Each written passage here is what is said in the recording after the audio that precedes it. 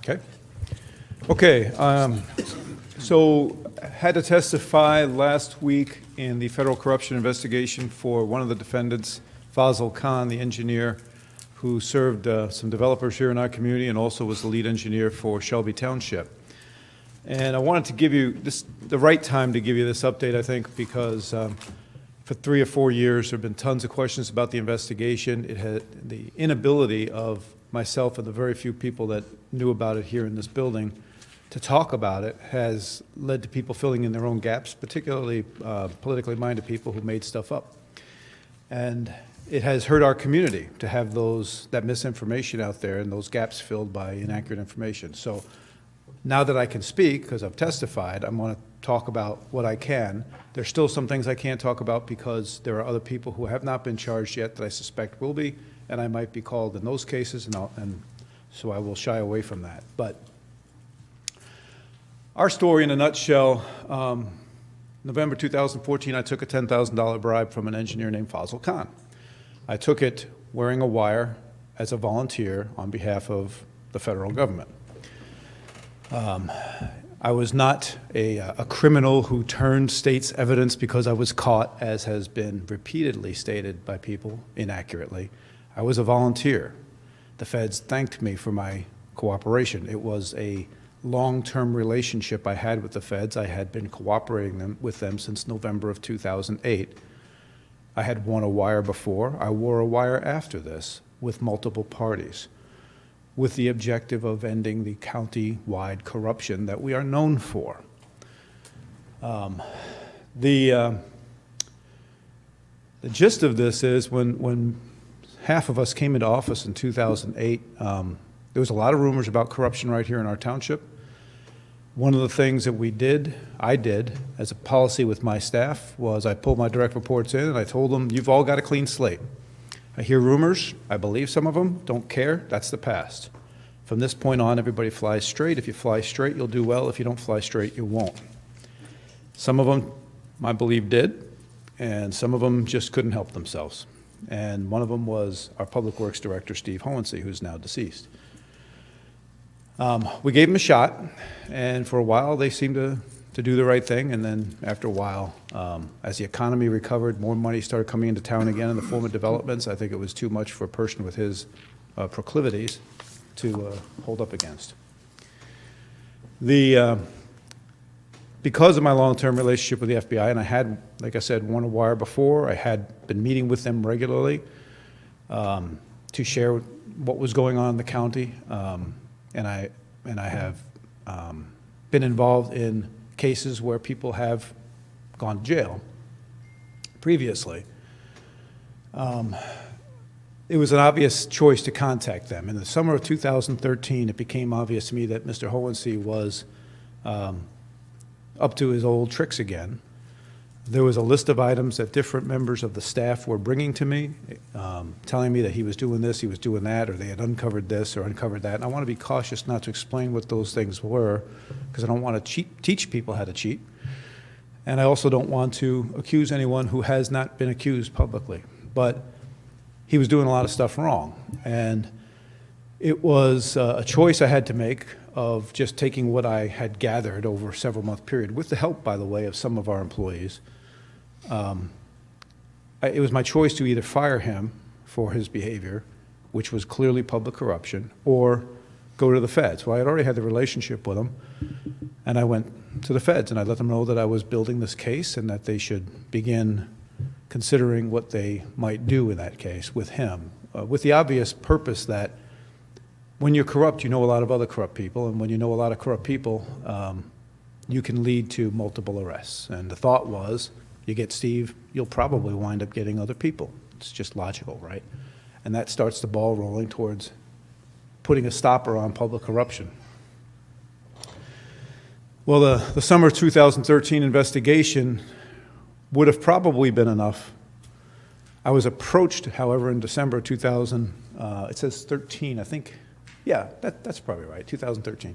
December 2013, I was approached by a developer who said that he was being shaken down by Steve, that he was forced to take some trees, $1,000 trees, and put them on Steve's property and that sort of thing, or otherwise risk not having one of his projects go through proper inspection. And that was bad enough, but then Steve was now asking for a deal on a land deal where he wanted to buy land but didn't want to pay the full price. And he said, you know, he's gouging me and it's getting out of control. So he came to me with it. I went to the feds with it. After a lot of talk, we agreed that we would use this developer, who was not happy about it, by the way. Wasn't thrilled to be put in that spot, but, you know, he did eventually agree to wear the wire against Steve. Steve was caught on tape taking this ill-gotten gain, thousands of dollars worth. And he was notified and shown the video and knew that he was going to jail for a long time. They had him on several counts. At that point, I had to make a decision whether to fire him then or agree to what the feds were asking me, which is leave him in place. Because if he's in place, he can be of use to us. He can help us ferret out corruption in other people in other areas. But if he's fired, everyone's going to avoid him like a pariah, and you won't be able to make use of him. So I made the decision to leave him in place. I couldn't discuss it with the board that was in place at the time because obviously it was a federal investigation and people couldn't know about it. But I chose to leave him in place. I thought for the greater good, it made sense. So I did, and he wound up being in place for almost a year. And during that time, turned state's evidence on a lot of people, made a lot of videos, made a lot of audio tapes. Meanwhile, of course, they dug deep into his background and found that it wasn't just this one thing that he had done wrong, that he had all the things that I had gathered evidence on with the help of the staff, and he had also had $80,000 of cash shrink wrapped and put into his drywall. So he had apparently had some pretty good success doing this over the years. But he cooperated, and one of the things he cooperated on was in identifying Fazil Khan, an engineer who really wanted our engineering contract. He was doing work for the developer who had complained in our town, and he wanted our contract, just like he had Shelby's. And it was obvious there was an opportunity there because he said he'd be willing to do anything to get it and give anybody in township anything they want. And he said that on tape, along with bragging about his other nefarious activities. I will say to the board, there were, if you look back, you might remember there were a ton of operating stresses that year. We had a very aggressive to-do list that year, like we do every year. We had trouble achieving it. Steve was out of focus, obviously, because he knew he was going to jail. I leaned heavily on the remaining staff and probably drove them a lot farther than I should have, put a lot of stress on them. You know, Mike's hair doesn't lie. You know, it shows the stress. And it was the right thing to do, and I would defend it in front of you every time. I would do it again. But I put a lot of stress on them. I did wind up eventually at some point pleading with the feds to bring someone else in to assist. It had to be somebody I knew because I couldn't just hire on the street and say, hey, you're going to act like you're not Steve's boss, but you are Steve's boss. You run the operation, look for other things he's doing wrong, and help me right this ship. So I turned to someone I knew, who then turned around and took a $25,000 bribe. So it was quite the year. I'll leave that story alone for now.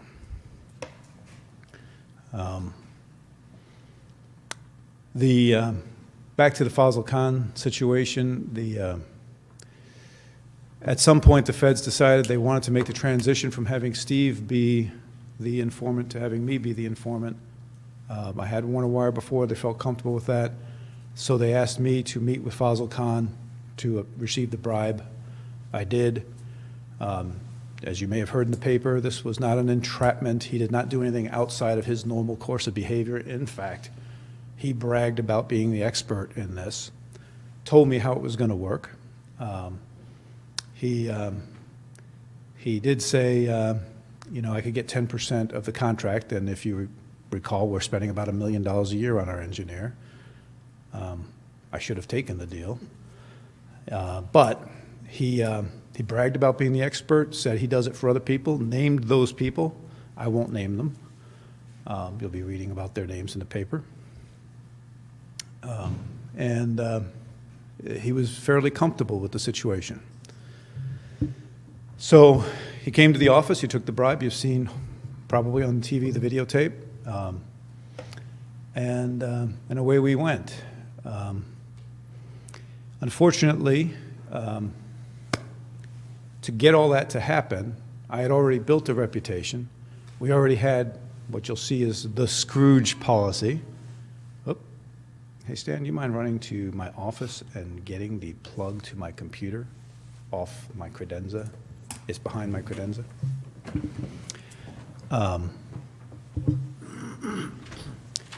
So I already had the Scrooge policy. There wasn't a developer in town that thought I would take anything. They knew they couldn't buy me a lunch, that if I went to a Red Wing game with them or something, I had to buy the tickets, that if they wouldn't let me buy the tickets, I gave a contribution to the Samaritan House in their name and let them take the receipt, or they had to take cash, one or the other. So that was always the policy, and they knew that. So they allowed Fazal Khan to talk about me the way he understood me, and that hurt my reputation greatly. That information got all over town, that Dan O'Leary takes bribes, Dan O'Leary's no good. They allowed that to occur with my permission, and that made it easier to conduct the business that was necessary to conduct. The implications were dire, because the whole thing was supposed to be over with prior to the 2016 election. The joy of my life was when the feds came to me and said, hey, we got some bad news. The good news is we're doing great. The investigation's progressing very well. The bad news is there's no way in hell we're going to be done in time for your election. Can you hold up? And what was I going to do, right? We had been at this for quite a while, and I wasn't going to pull the plug, so sucked it up. And as a result, took quite a beating, if you recall. Reputation took a beating, had to deal with it, and but we survived it. But that information got out by design, and unfortunately couldn't be contained prior to the election. Sorry about that. So, that was stress on all of you without all of you realizing that that was going on, and I apologize for that, but I didn't know what else to do, right? So it was what it is. We stuck it out, and the results are there. 22 people to date. They're nowhere near done, in my opinion. And we'll see where the rest of it goes. Let's see. Oh, there we go. I was a volunteer, just in case anyone's still doubting it. The feds have released it in a press release, saying that I was a volunteer since the inception. I was not a person who turned state's evidence. But there were consequences, and you saw some of them in 2016, but it's way beyond election and politics. It's what happens in our township every day, and some of the stuff that, people throw at the board and other things, the attacks that were going on for the longest time over the last 3 years. I was told at least 4 times I was going to get my comeuppance, that they were coming after me. That's a quote. We're going to take you out. We will isolate you. You won't have a reputation when we are done with you. We will throw every dime we have against you. When we are done, no one will have anything to do with you. And they came real close to that. And it affected some of you, and I apologize for that. The fact that this particular case is over won't end this. I think it's going to get worse for a while. I won't go into all this, but the lying machine was rampant for the last 3 or 4 years. That I take bribes. Well, I did that. Take that one under the direction of the feds. That Kathy and I conspired to commit election fraud in the last election. That I committed murder twice. And in fact, 4 people worked hard to spread that rumor, 3 of whom are connected to the criminal justice system at a high level. And the feds are aware of that. So when you have 3 people in the criminal justice system spreading that rumor, that's kind of scary if you're me. You start wondering who's going to throw a baggie of Coke in the back of your truck or something. That I take kickbacks, that I'm a sexual predator, that I own every business in town, and that every time we do business with somebody, that I'm really just doing business with myself, and I could name names, Brown Iron, Total Soccer, Art and Jake's. I own them all, so just know that if you ever go there. Tip your waitresses high. That I own the land that we use for the sewer facility, that I own the Meyer land, that my sons harass my opponents. They started involving my sons in this, and my ex-wife. They started talking about my ex-wife and the fact that she's selling land to people. That I brandish my firearm in meetings, a total lie, never happened. I wear it, I have a right to wear it, and now you understand I have a reason to wear it. But I don't brandish. That I stalk and intimidate people, that I obtained the 3 patents I own as payola, that I lead a local hate group, and that I faked having cancer, which pisses me off because I did have a mild form of cancer at one time. Nothing serious, if that makes sense. Skin stuff. If it only stopped at lies, it would have been okay. But they started issuing fake emails as if written by me, and I've got those, and so do the authorities. It is a form of identity theft. It is illegal. The ramifications of that weren't just to me, they were to you and to our community, because they started issuing them to people whose decisions about the township mattered, and if they soured those positions on the township, could have influenced this township negatively. They had fake IDs they were using to spread their slander on social media. Businesses were intimidated. Hey, hate to see your farm go out of business after all these years. Hey, if you ever do put up an O'Leary sign, we'll make sure no one ever buys any landscaping from you again.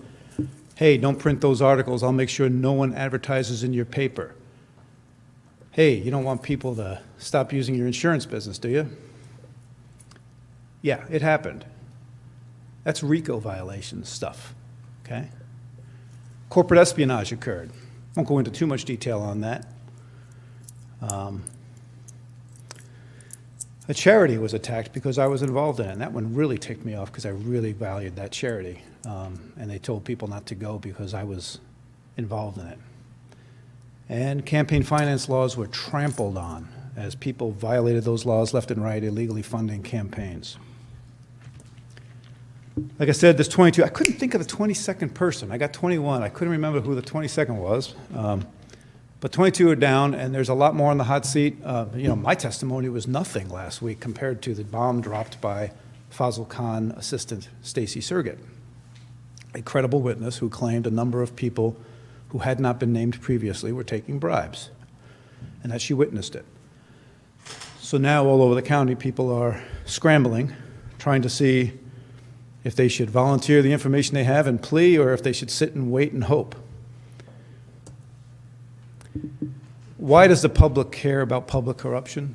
Why is it anyone's business? This is just the way things have been done for decades, right? This is Macomb County. We can all understand that, right? Well, it matters because infrastructure costs more. Think about it. I was offered 10% of our engineering contract. So if we spend $1 million, 10% of that's going to me. That means our engineering contract costs 10% more than it should if that's the case. And then if you throw on top of that, someone goes to build a road for us. Guess what? That's going to cost more because I'm getting a kickback off of that apparently. And if somebody goes to do inspections for us, they're probably getting paid something on that. And so that's driving the cost of the project. So all the costs of every road, every pipeline, every public infrastructure project is higher than it needs to be because of corruption. My cut on just the engineering contract was 10%. You could easily imagine the cost to the taxpayer of public corruption being 30% or more. Easily. Just think about all the opportunities. What's more, your infrastructure fails more quickly because of public corruption. Because guess what? You slip a few bucks to the inspector inspecting that road, and maybe the base isn't as deep as it's supposed to be. Maybe the mix isn't what it should be. You wonder why you have bad roads. Zoning practices become warped. I get accused of this all the time. It's completely untrue. We actually have obeyed our master plan in this town. But in many towns, and maybe in this one before, that wasn't the case. And people come in and they have relationships, and people get to know them, and they're out golfing together, they're getting trips, they're getting bottles of wine, and next thing you know, you're seeing multifamily pop up in a part of Mountain Road where it doesn't belong. And that happens all over the state, all over the county. And then justice becomes stymied. Everyone talks about local government, and they're starting to figure out this is a county issue, and they're starting to figure out, uh-oh, county officials are starting to worry. But it goes beyond government, it goes to the justice system, and I have first-hand knowledge of that. And people need to start realizing these guys they elect that they don't even vote for, really, they pass that part of the ballot. Those guys matter too. Judges matter too. Get your research before you vote. I can tell you, I had a judge look me in the eye because he was mad at me over a totally different matter involving a developer, and looked at me and said, how can I rule in your favor on XYZ case if you're pissing off my friend over here on this? Welcome to Macomb County Justice. And that's not the only example I have. The culture of corruption is very thick in Macomb County, and it costs the taxpayers money. Most public servants are honest. I deal with these guys every day. They're great people. But a significant number are not. Macomb County has a justifiable reputation for being a pay-to-play county, and it involves all levels of the government. And it involves more than just cash bribes. It's political contributions where, you're limited by law. So what do? They get all their employees of their firm. They pay the employees, and the firm employees pay it out to you, so it looks like you're obeying the law. They use government resources for campaigns. I got great examples of that. I'd love to discuss both locally and at the county level. They make sure that they provide in-kind services on behalf of the candidate that nobody knows about. Mailings, videos, for instance, advertising your campaign, ads in the newspaper that get paid for by someone else. They provide jobs for politicians. That's one of the accusations that was made in court last week about one of the newly suspected politicians, is that their family members got jobs at high rates in return for contracts. Whether it's true or not, I don't know, but that's one of the ways things are done. And then you got the routine stuff, tickets to sporting events, trips, golf outings, free meals, bottles of wine. Don't think it influences people's judgment. You're wrong. How does it start? Why are we so corrupt in Macomb County? Well, the bottom one is obvious, greed. Some people come into the job wanting this opportunity to help their friends and family and to make money on the side. There are people who do it. I know those people, and so do you. Some of you know some of those people. But most people come into the job just wanting to do a great job. And what happens to them? They run for office. And that's the first point of corruption, because you have to have money to run for office. And guess what? No offense to the general public, you guys aren't there for the politicians. You don't show up. You don't put any money into people's campaigns. You know who does? Developers, engineers, planners, people running businesses that want to locate in your town. Those are the people that put up $500 to $1,000. The public doesn't. So who winds up being friends with the politician? Those people that put up money. And those people expect a return on their investment. It's also true that in conducting the business of the township, you slide down a slippery slope. I've been in business for 30 years. I've conducted more business in a bar and a restaurant than I have at a board table, and I'm effective at it. And most good negotiators are. But what does that mean? That means that you're going to those hockey games because social relationships is how you get inside someone's head and get what you want out of them and get that deal done. You're going to the bar with them. You're going to dinners. Well, guess what? As a public official, I don't have an expense account. I'm paying for all that. I calculated I'm out $10,000 or $15,000 in the last 10 years just on stuff I paid for because I had to be in the right place at the right time to build that relationship and cut that deal on behalf of the township. Well, when you're a public official and you're doing that, and people start offering to pay for it for you, you start to justify it in your mind. So a good person starts to slip. They start to justify in their mind why it's okay. And it's not okay. You either have to suck it up and pay for it, or you got to figure out how to conduct business at the board table. It will put you at a disadvantage because all your peers are at the hockey game. All your peers are in the bar. But you got to make a choice. Pay for it yourself or take the disadvantage. And then there's relationships. I can tell you, sometimes you make decisions because someone you respect or you value or who's more powerful than you asks you to make that decision. And I can tell you I had a person in the justice system introduce me to some people when a particular waste hauler wanted to open up the county-wide waste plan and say, these are really good people. I hope you consider their proposal. They really want you to do this. Of course, if you recall, we all voted, I think it was unanimous, not to endorse and opening the waste plan. But I could easily have been, if I was not aware of this principle, I could easily have said, boy, so-and-so really wants me to do this, and their buds are his, and man, that relationship matters to me, so I'm gonna cave. It's easy to do. It's corruption. Because you're not making a decision in the best interest of the community, you're making it in the best interest of your relationship that might help you politically. And then, of course, there's greed. The Scrooge policy that was referred to in the paper, I love the fact that they refer to it as that because that's how the staff refers to it.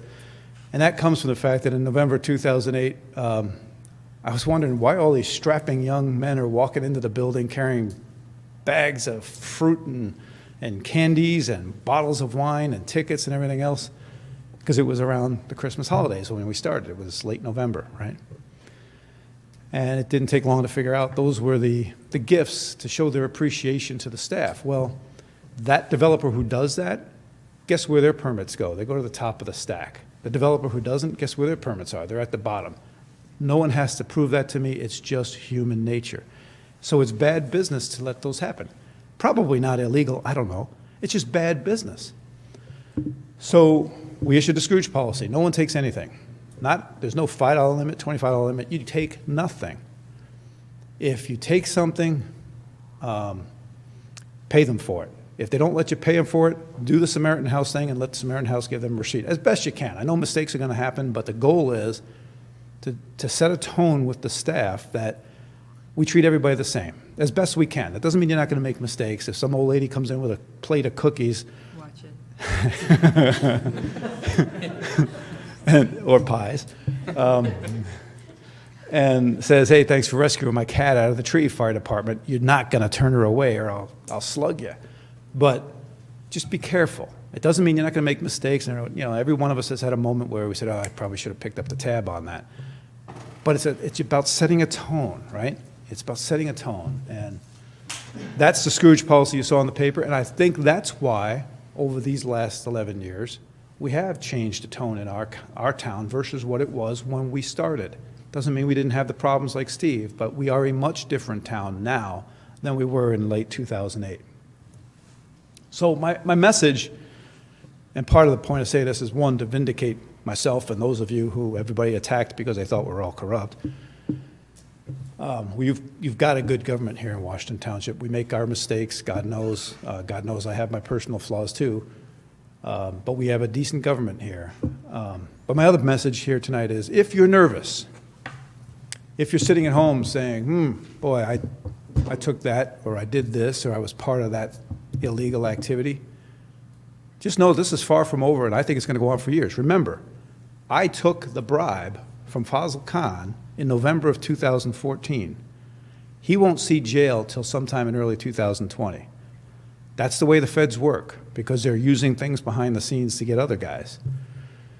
And so don't think that because you're hearing nothing that you're safe.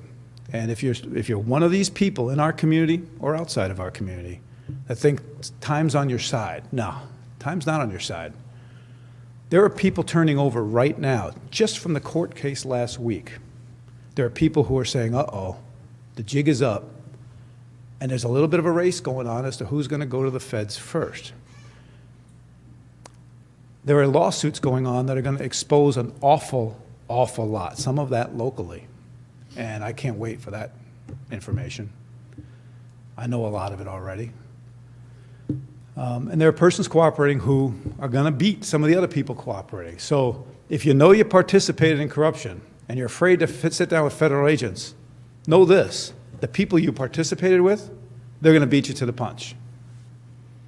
So do you want to be the guy who pleas on other people and gets a reduced sentence, or do you want to be the person who sits and waits and someone else pleas on you? This is real stuff. Real people going to jail. Get in the game and contact a federal agent. If you don't know how, give me a call. Because the ball's rolling down the hill, and it's gathering steam, and corruption in Macomb County, it'll always exist. But this culture problem we have is coming to an end, and there's a lot of people that are going to find that out the hard way. Don't be one of them. This is my message, not to you guys. I know you guys. If you're on the fence, and guys, I got to tell you, there's a lot of people, friends, people I trust and respect, who looked at me and said, "What are you doing? Don't do this. This isn't any of your business." None of these, and I've heard this report before from people I care about. Well, none of these people have hurt me, so this isn't any of my business. I'm no snitch. Okay, so it's okay for people to hurt your community then, right? You know, a public official has a moral obligation to fight this culture. Doesn't mean we're a bunch of tattletales, but geez, when someone's violating the law and hurting your community, you have a moral obligation to fight the culture. Failure to do so, in my opinion, makes you complicit. And it's cowardice. Silence is cowardice. One of the things that hit me as a kid, I grew up in the Catholic schools where the social activism was starting to really be a big thing. And they showed this video of this woman being killed in the middle of the street right outside of her apartment building, and the neighbors were looking out the windows, watching it happen, hearing her screams for help, and no one did a thing about it. And the psychological impact or cause of that was dissipation, right? So many different people seeing it think, well, somebody else is responsible, not me. So everybody excused themselves by saying, well, I'm not the one that's going to do something, somebody else will do something. Same thing goes for this. That example always stuck with me. This is our job. We take an oath. And failure to do something about it is complicity and cowardice. You're not butting your nose in by doing something. You're doing your job. So that's my pitch for the day. I didn't want this. This is an opportunity to clear up a lot of things. There's still a ton I can't talk about because I don't know where everything's going. You know, the feds are a one-way street. They ask you questions. They don't tell you anything. That's kind of one of the frustrating parts of the relationship. I don't know who's next. I got suspicions. I think we'll have a lot of surprises. I think this will go on for years. I think they could announce tomorrow that it's done, and it won't be, because somebody will get announced 2 months from now, 6 months from now, whatever. And it's a good thing for this county, because what we do here every day, trying to figure out right from wrong, trying to do the right thing, sometimes screwing up, because we do, but at least what's good for the community is what drives us, not what's good for our individual pockets. And that's the culture we need to foster everywhere in the county. And we need to make sure we're holding ourselves to that and reminding each other once in a while, because it's easy to slip into decisions like, oh, this is going to hurt me politically. Well, still got to do the right thing. Oh, this is going to hurt me financially. Oh, still got to do the right thing. It's easy to slip into that. Doesn't make you a bad person, just human nature. And I'm asking you guys to remember it, stand by the fight, and I'm asking the public hearing this and anyone who's been involved in this stuff, take your stand. Don't be a coward.